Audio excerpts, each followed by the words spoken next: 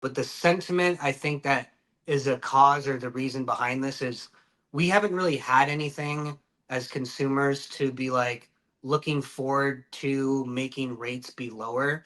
The Hmm. second, and it's sad that it happened because of essentially what happened, in the Middle East, but they took that, they saw treasuries go down, they saw rates go down. They're like, boom, this is the moment I've been waiting for. Even though on like a 500K loan or something, right? The quarter point you may have saved $40. Alrighty, folks, over the last 7 to 10 days, we have seen mortgage rates fall. We have seen the 10-year note get down to kind of this lower range. Mortgage rates are down. Let's call it a quarter point between friends. But I want to know, does that make a difference? Or are consumers so uncertain that rates don't matter? We're going to talk to Dustin from Convoy Home Loans, figure out what's going on with rates, what's going on with activity, and see if my call for a September surprise might hold some water. How you doing, buddy? Good, good. How are you?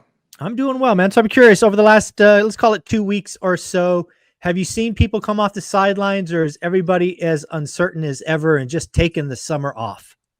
Yeah, so I'll tie. I just thought of it while we were speaking, but from my me sitting at my desk and seeing the amount of applications that come in daily, if you took a snapshot of the amount of applications we've gotten in the last 2 to 3 weeks, and you just didn't know where rates were, and you were a innocent bystander, you would have assumed that rates dropped a full percent. Oh, Okay, wow. just by the influx of it. And I wish I had numbers ready for this,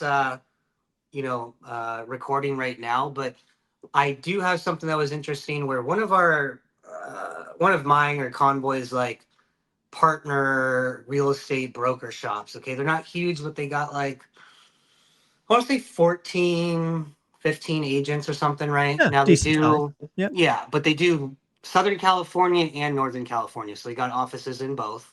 Okay. Okay. And I'm close and acquaintances more so than just a business Yeah. relationship with the broker owner. And Okay. we were kind of talking about it maybe a month ago, how business was slowing down and the amount of offers he was making was really kind of, discouraging to a degree because he felt as if, market hasn't really moved. Like I think, we'll start seeing something maybe in summer. And then in the last 2 weeks, I want to quote him. I want to say on Monday. Now Monday was kind of the, if you will, lowest that we've seen in the last Sure. 2 or 3 weeks. He was like, I submitted 8 different offers today. Over the last Wow. That month, I changed. submitted five. So Yeah.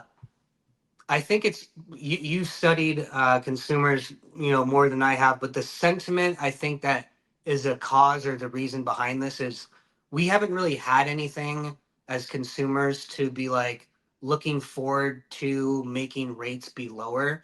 The Hmm. second, and it's sad that it happened because of essentially what happened, in the Middle East, but they took that, they saw treasuries go down, they saw rates go down. They're like, boom, this is the moment I've been waiting for.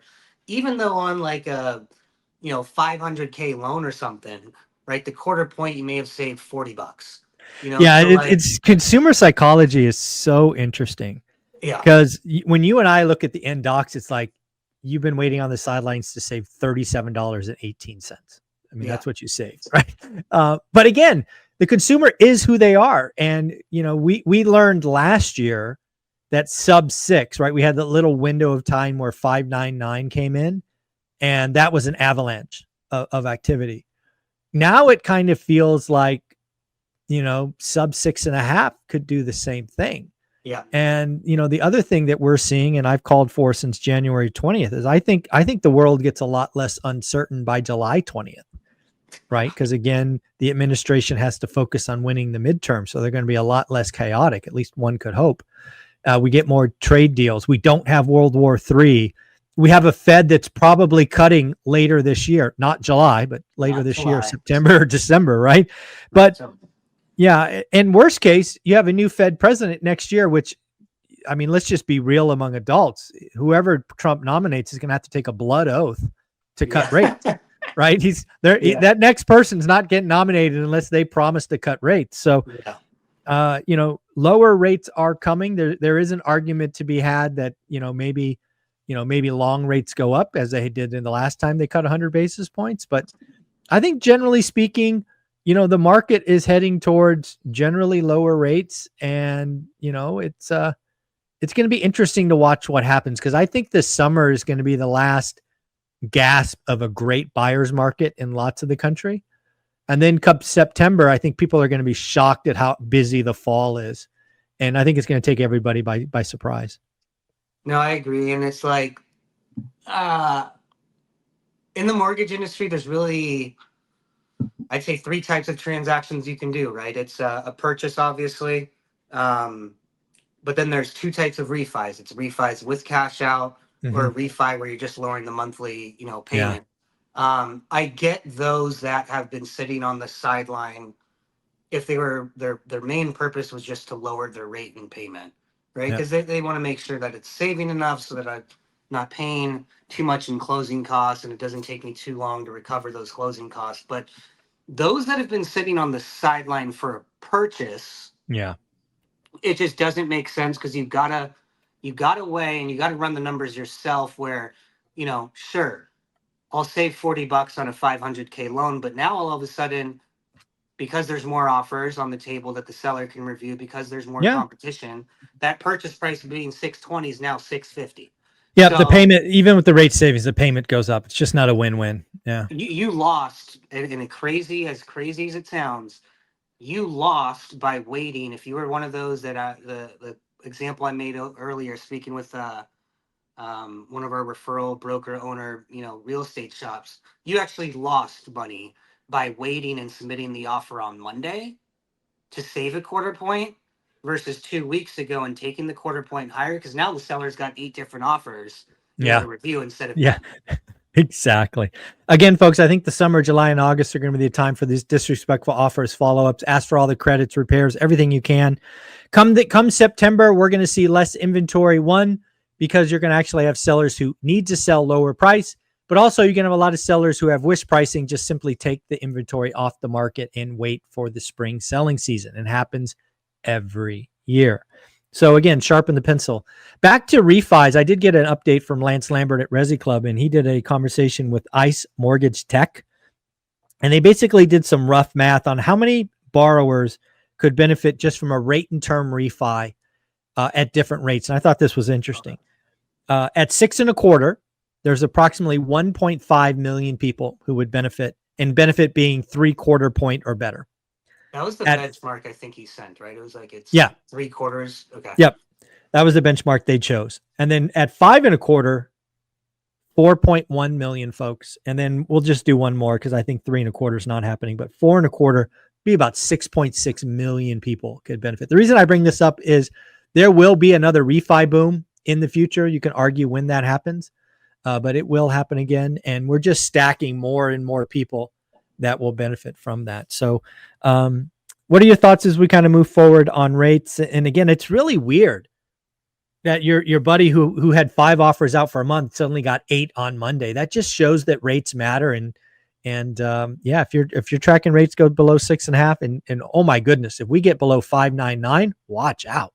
Oh yeah, below 5.9 is gonna drive it a bit unsafe, in my opinion, in terms of if you're a buyer out there, it's going to be very, very, very, very difficult. Competitive again. Yep. Yeah, because we've seen it over the last 4 years. We've seen when we've had a bigger than a knee jerk reaction where rates dropped to 3/4 of a point, over a 1-2 day, window.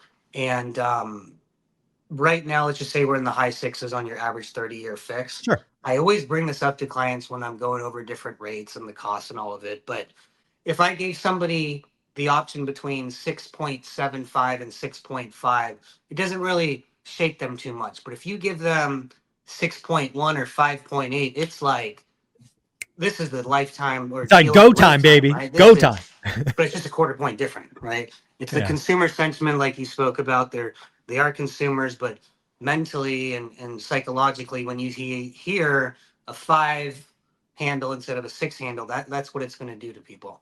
Yeah. Well, let's talk about something. I got a note from a one rental at a time fan who was using Convoy, and they were a little perturbed.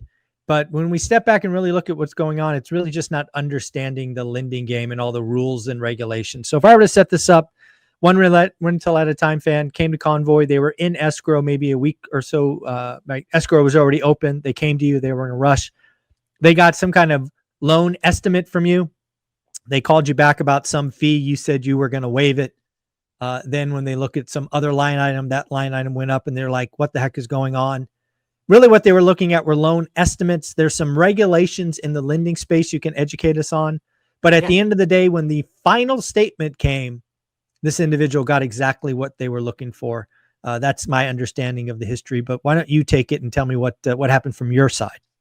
Yeah, I mean, I'll try to more so as a Correct. educational tool, explain basically that I don't necessarily agree with it, but right now the DSCR industry slash world, isn't governed by the CFPB in terms of requirements like you do on a conventional loan to Hmm. have like disclosures be sent out day one. Now, most Right. DSCR lenders do, but you don't have to.